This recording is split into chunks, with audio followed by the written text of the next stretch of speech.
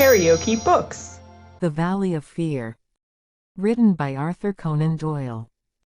Audiobook. Chapter 9, The Bodymaster. McMurdo was a man who made his mark quickly. Wherever he was, the folk around soon knew it. Within a week he had become infinitely the most important person at Shafters. There were 10 or a dozen boarders there, but they were honest foremen or commonplace clerks from the stores, of a very different caliber from the young Irishman. Of an evening when they gathered together, his joke was always the readiest, his conversation the brightest, and his song the best. He was a born boon companion, with a magnetism which drew good humor from all around him. And yet he showed again and again, as he had shown in the railway carriage, a capacity for sudden, fierce anger, which compelled the respect and even the fear of those who met him. For the law, too, and all who were connected with it, he exhibited a bitter contempt which delighted some and alarmed others of his fellow boarders. From the first he made it evident, by his open admiration, that the daughter of the house had won his heart from the instant that he had set eyes upon her beauty and her grace. He was no backward suitor. On the second day he told her that he loved her, and from then onward he repeated the same story with an absolute disregard of what she might say to discourage him. "Someone else?" he would cry. "Well, the worse luck for someone else. Let him look out for himself. Am I to lose my life's chance and all my heart's desire for someone else? You can keep on saying no, Etty. The day will come when you will say yes, and I'm young enough to wait." He was a dangerous suitor, with his glib Irish tongue, and his pretty, coaxing ways. There was about him also that glamour of experience and of mystery which attracts a woman's interest, and finally her love. He could talk of the sweet valleys of County Monaghan from which he came, of the lovely, distant island, the low hills and green meadows of which seemed the more beautiful when imagination viewed them from this place of grime and snow. Then he was versed in the life of the cities of the North, of Detroit, and the lumber camps of Michigan, and finally of Chicago, where he had worked in a planing mill. And afterwards came the hint of romance, the feeling that strange things had happened to him in that great city, so strange and so intimate that they might not be spoken of. He spoke wistfully of a sudden leaving, a breaking of old ties, a flight into a strange world, ending in this dreary valley, and Etty listened, her dark eyes gleaming with pity and with sympathy, those two qualities which may turn so rapidly and so naturally to love. McMurdo had obtained a temporary job as bookkeeper, for he was a well-educated man. This kept him out most of the day, and he had not found occasion yet to report himself to the head of the lodge of the Eminent Order of Freemen. He was reminded of his omission, however, by a visit one evening from Mike Scanlon, the fellow member whom he had met in the train. Scanlon, the small, sharp-faced, nervous, black-eyed man, seemed glad to see him once more. After a glass or two of whiskey he broached the object of his visit. "Say, McMurdo," said he, "I remembered your address, so I made bold to call. I'm surprised that you've not reported to the bodymaster. Why haven't you seen Boss McGinty yet?" "Well, I had to find a job. I have been busy. You must find time for him if you have none for anything else." "Good Lord, man.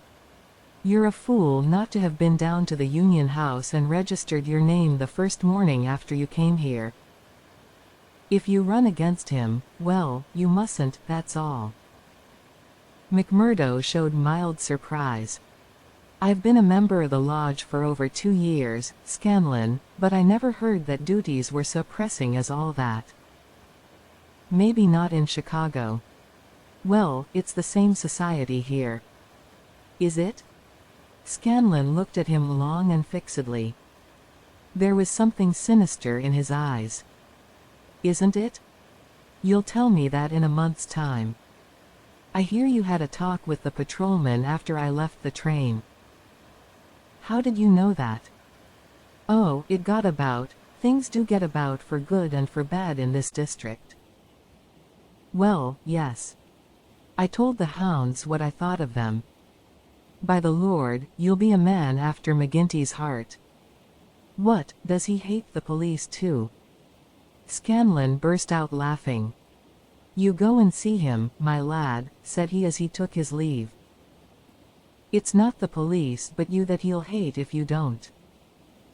Now, take a friend's advice and go at once. It chanced that on the same evening McMurdo had another more pressing interview which urged him in the same direction. It may have been that his attentions to Etty had been more evident than before, or that they had gradually obtruded themselves into the slow mind of his good German host. But, whatever the cause, the boarding-house keeper beckoned the young man into his private room and started on the subject without any circumlocution.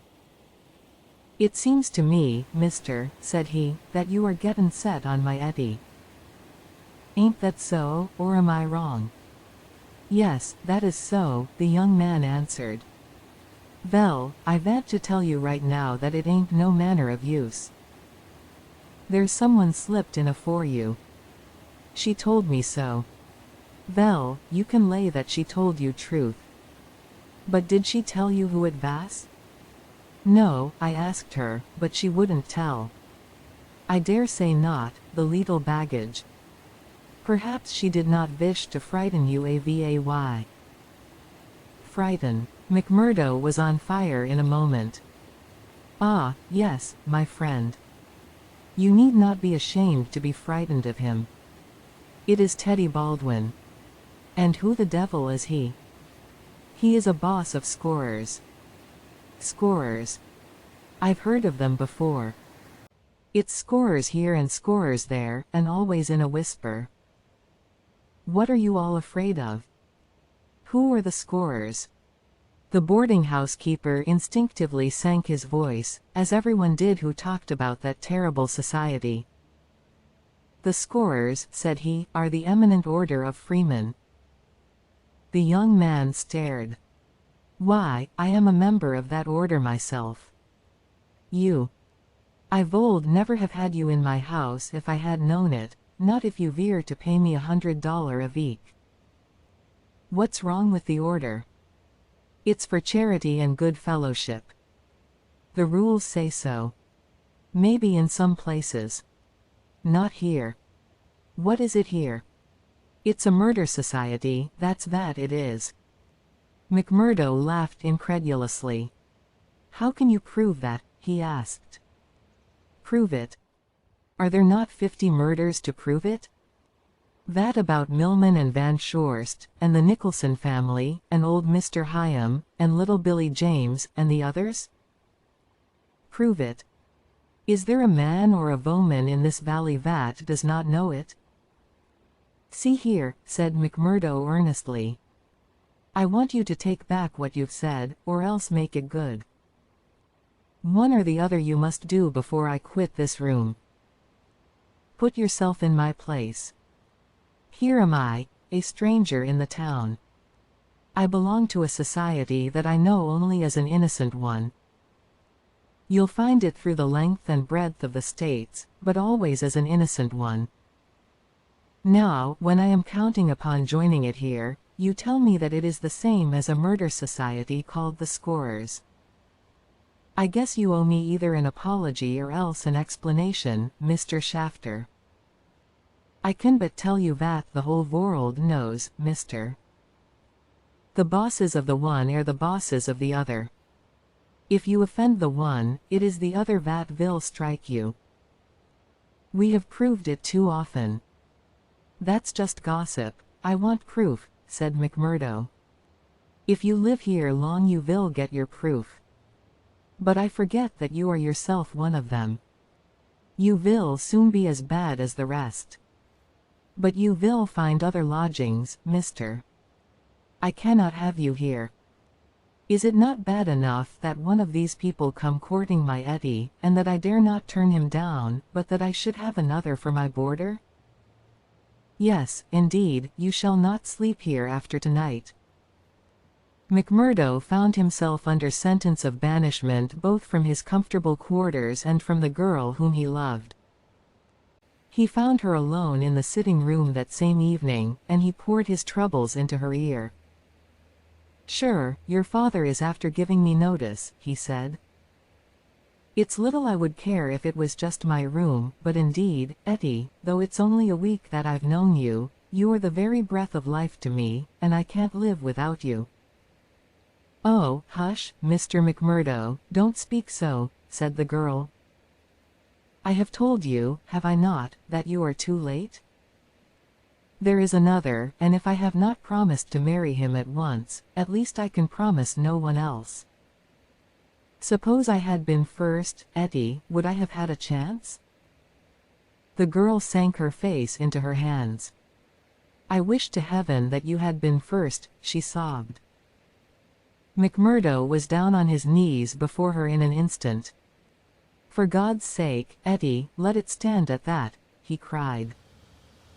"Will you ruin your life and my own for the sake of this promise? Follow your heart, Akushla. 'Tis a safer guide than any promise before you knew what it was that you were saying." He had seized Etty's white hand between his own strong brown ones. "Say that you will be mine, and we will face it out together." "Not here?" "Yes, here." "No, no, Jack." His arms were round her now. "It could not be here. Could you take me away?" A struggle passed for a moment over McMurdo's face, but it ended by setting like granite. "No, here," he said. "I'll hold you against the world, Etty, right here where we are. Why should we not leave together?" "No, Etty, I can't leave here." "But why?"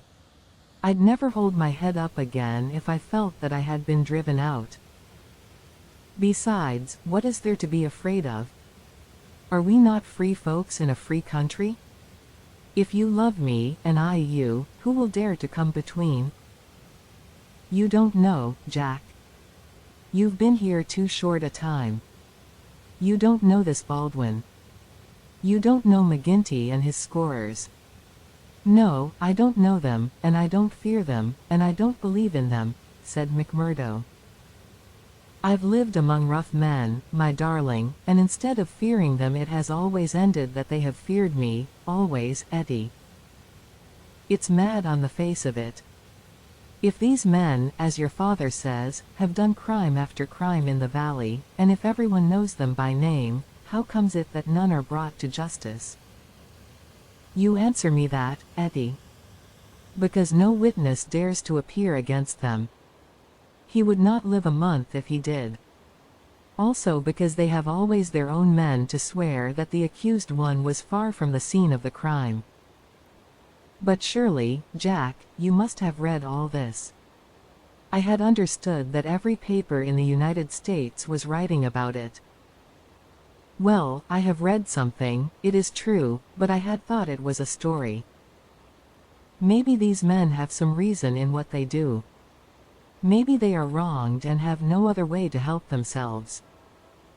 "Oh, Jack, don't let me hear you speak so. That is how he speaks, the other one. Baldwin, he speaks like that, does he? And that is why I loathe him so. Oh, Jack, now I can tell you the truth. I loathe him with all my heart, but I fear him also. I fear him for myself, but above all I fear him for father. I know that some great sorrow would come upon us if I dared to say what I really felt. That is why I have put him off with half promises. It was in real truth our only hope. But if you would fly with me, Jack, we could take father with us and live forever far from the power of these wicked men." Again there was the struggle upon McMurdo's face, and again it set like granite.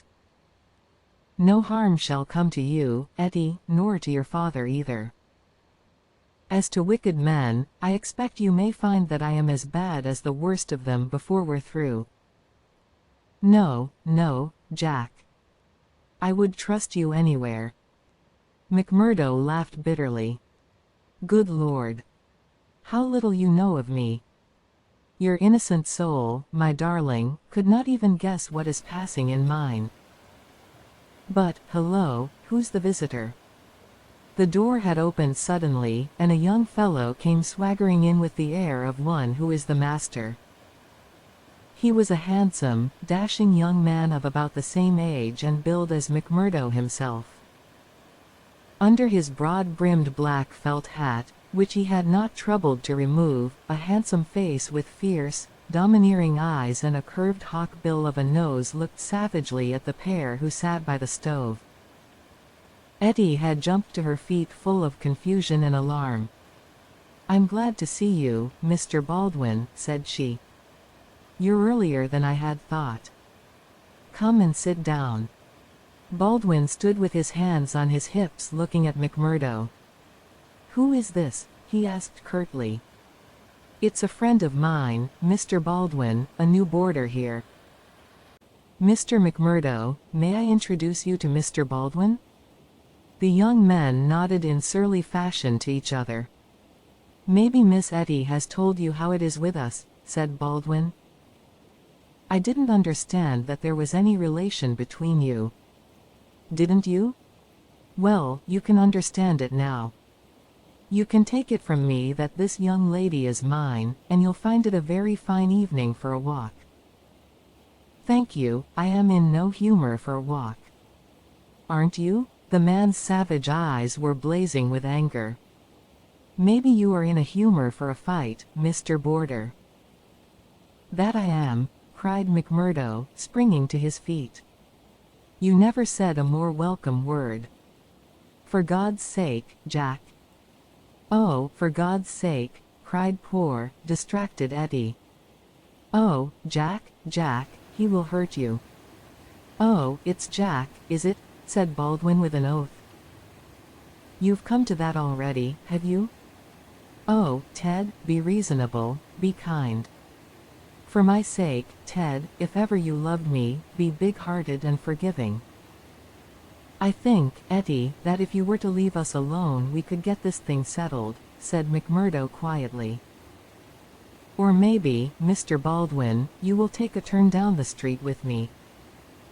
It's a fine evening, and there's some open ground beyond the next block." "I'll get even with you without needing to dirty my hands," said his enemy. "You'll wish you had never set foot in this house before I am through with you." "No time like the present," cried McMurdo. "I'll choose my own time, mister. You can leave the time to me. See here." He suddenly rolled up his sleeve and showed upon his forearm a peculiar sign which appeared to have been branded there. It was a circle with a triangle within it. "Do you know what that means?" "I neither know nor care." "Well, you will know, I'll promise you that. You won't be much older, either. Perhaps Miss Etty can tell you something about it. As to you, Etty, you'll come back to me on your knees, d'ye hear, girl? On your knees, and then I'll tell you what your punishment may be. You've sowed, and by the Lord, I'll see that you reap." He glanced at them both in fury. Then he turned upon his heel, and an instant later the outer door had banged behind him. For a few moments McMurdo and the girl stood in silence. Then she threw her arms around him. "Oh, Jack, how brave you were. But it is no use, you must fly. Tonight, Jack, tonight. It's your only hope. He will have your life. I read it in his horrible eyes. What chance have you against a dozen of them, with Boss McGinty and all the power of the lodge behind them?" McMurdo disengaged her hands, kissed her, and gently pushed her back into a chair. "There, Akushla, there. Don't be disturbed or fear for me. I'm a freeman myself. I'm after telling your father about it. Maybe I am no better than the others, so don't make a saint of me. Perhaps you hate me too, now that I've told you as much?" "Hate you, Jack? While life lasts I could never do that. I've heard that there is no harm in being a freeman anywhere but here, so why should I think the worse of you for that? But if you are a freeman, Jack, why should you not go down and make a friend of Boss McGinty? Oh, hurry, Jack, hurry. Get your word in first, or the hounds will be on your trail. I was thinking the same thing, said McMurdo. I'll go right now and fix it. You can tell your father that I'll sleep here tonight and find some other quarters in the morning. The bar of McGinty's saloon was crowded as usual, for it was the favorite loafing place of all the rougher elements of the town. The man was popular, for he had a rough, jovial disposition which formed a mask, covering a great deal which lay behind it. But apart from this popularity, the fear in which he was held throughout the township, and indeed down the whole 30 miles of the valley and past the mountains on each side of it, was enough in itself to fill his bar, for none could afford to neglect his good will. Besides those secret powers which it was universally believed that he exercised in so pitiless a fashion, he was a high public official, a municipal councillor, and a commissioner of roads, elected to the office through the votes of the ruffians who in turn expected to receive favors at his hands. Assessments and taxes were enormous, the public works were notoriously neglected, the accounts were slurred over by bribed auditors, and the decent citizen was terrorized into paying public blackmail, and holding his tongue lest some worse thing befall him. Thus it was that, year by year, Boss McGinty's diamond pins became more obtrusive, his gold chains more weighty across a more gorgeous vest, and his saloon stretched farther and farther, until it threatened to absorb one whole side of the market square. McMurdo pushed open the swinging door of the saloon and made his way amid the crowd of men within, through an atmosphere blurred with tobacco smoke and heavy with the smell of spirits. The place was brilliantly lighted, and the huge, heavily gilt mirrors upon every wall reflected and multiplied the garish illumination. There were several bartenders in their shirt sleeves, hard at work mixing drinks for the loungers who fringed the broad, brass-trimmed counter. At the far end, with his body resting upon the bar and a cigar stuck at an acute angle from the corner of his mouth, stood a tall, strong, heavily built man who could be none other than the famous McGinty himself. He was a black-maned giant, bearded to the cheekbones, and with a shock of raven hair which fell to his collar. His complexion was as swarthy as that of an Italian, and his eyes were of a strange dead black, which, combined with a slight squint, gave them a particularly sinister appearance.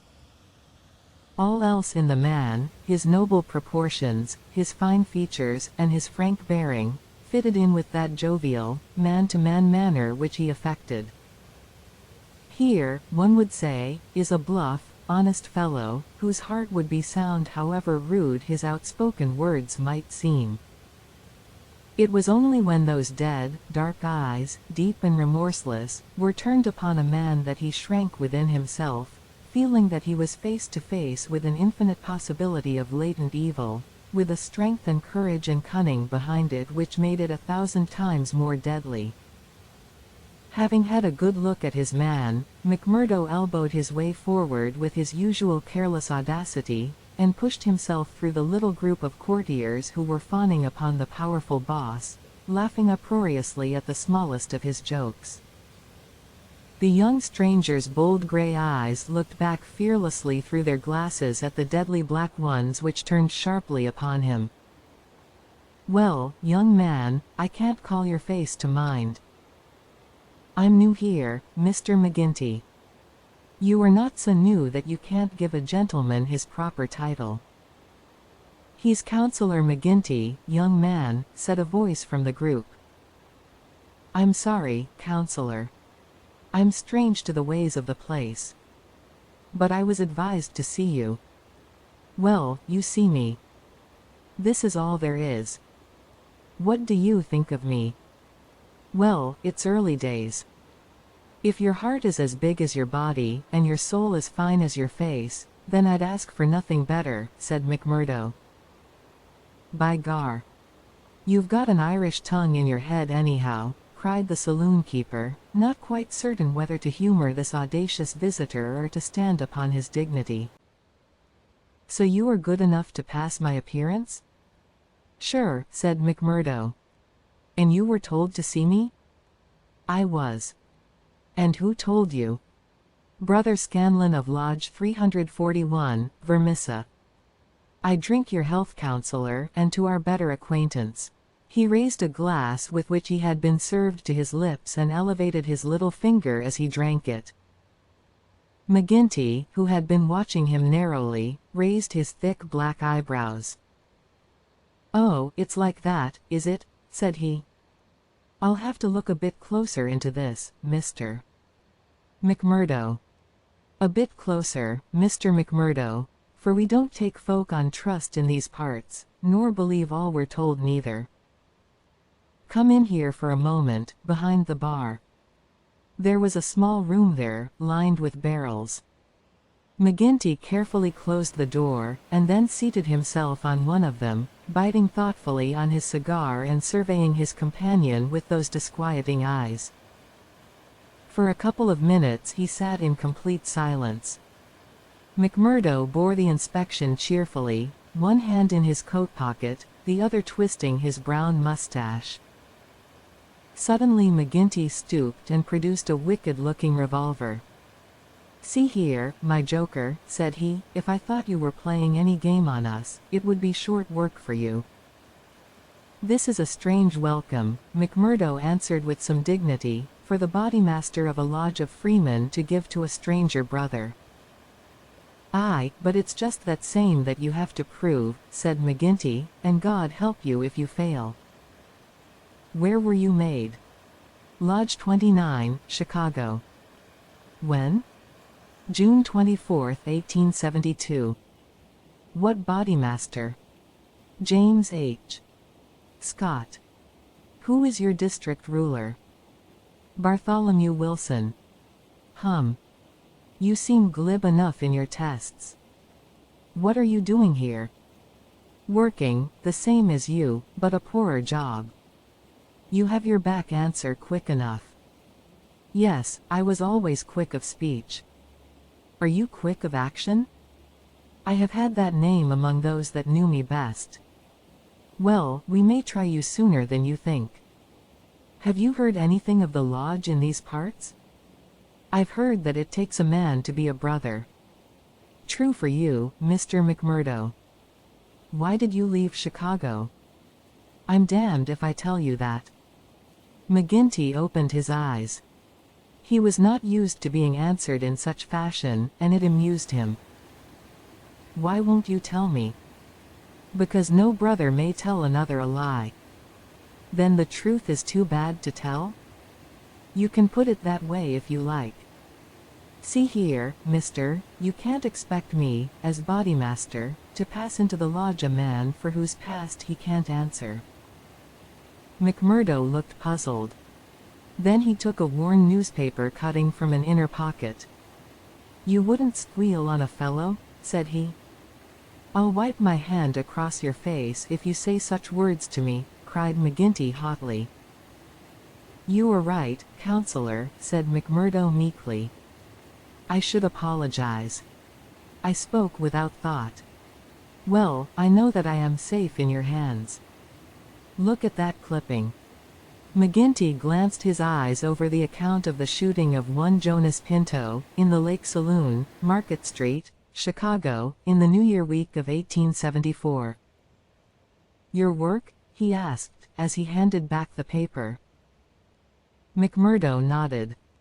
"Why did you shoot him?" "I was helping Uncle Sam to make dollars.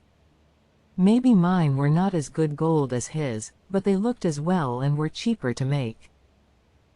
This man Pinto helped me to shove the queer." "To do what?" "Well, it means to pass the dollars out into circulation. Then he said he would split. Maybe he did split. I didn't wait to see.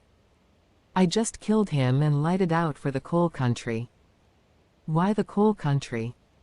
"'Cause I'd read in the papers that they weren't too particular in those parts."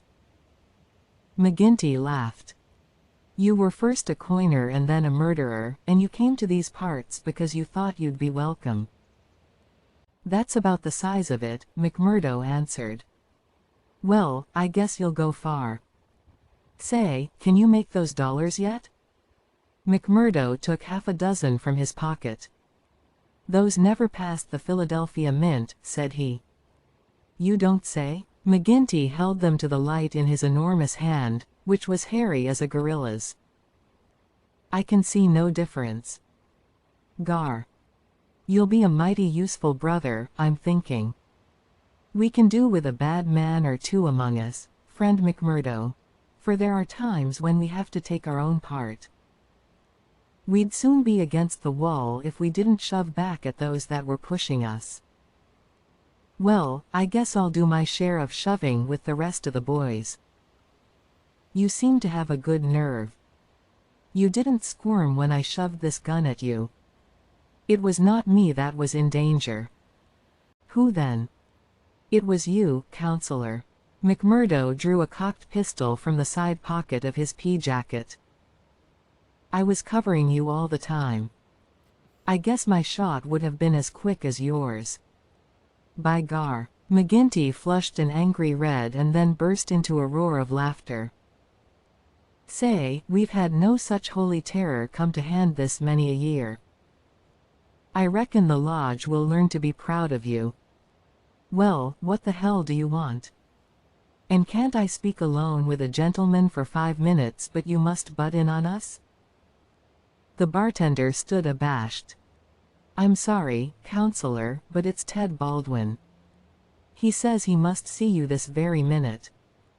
The message was unnecessary, for the set, cruel face of the man himself was looking over the servant's shoulder. He pushed the bartender out and closed the door on him.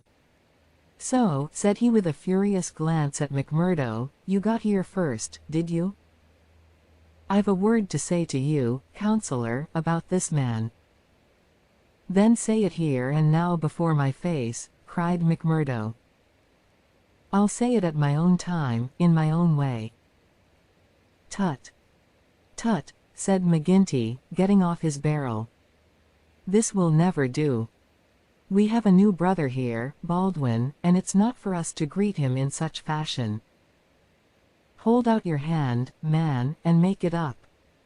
Never, cried Baldwin in a fury. I've offered to fight him if he thinks I have wronged him, said McMurdo.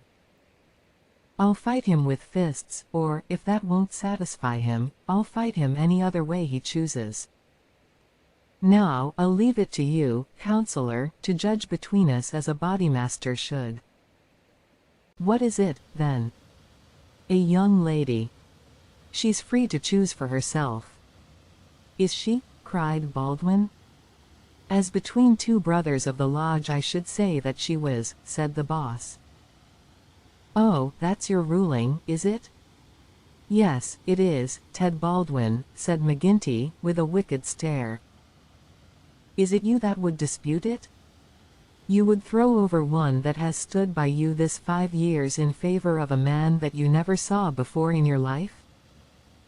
You're not bodymaster for life, Jack McGinty, and by God. When next it comes to a vote.